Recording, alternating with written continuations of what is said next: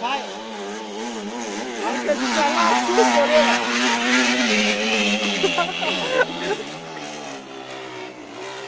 Uite, dacă ții degetul așa la blitz, îl văd, bă. Să ne degetul la blitz. Ești bine, frate, ai obosit? Cu motoreta?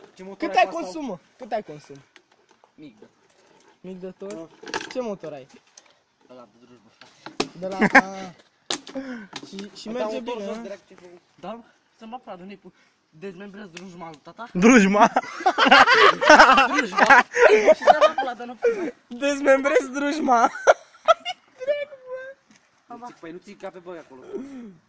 O pun pe Pegasus ăla mic. Pe Pegasus. Ai transpirat, mă? Eu, mă? Bă, du-te în pula mea cu filmatul, mă. Suntem pe YouTube acolo. Și așa mai am vreo 4 episoade cu tine. Bă, eu? Da, Oh, bă, Andrei, ia uite-te la mine pe frate. canal. Cu un corn. Mai am 4 episoade cu Da, mă, nu te uita la mine pe canal? Nu, cum te Să-l... cheamă?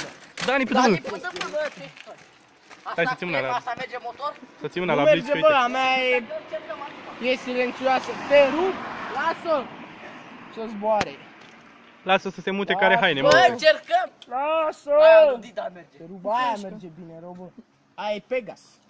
E pe gas. E Harley de ăla. Ah, murei de cart. Ai, bă, te pula mea, nu mai filmau. Hai, mă, pe tine întreabă, bă. Pe Toni. Nu vrem azi, nu mai vrem. Hai, pa, bine Hai, ai stai, mă, venit să-i la un filmăm, nou aud. episod din Să filmăm aici, la Lamborghini. satului.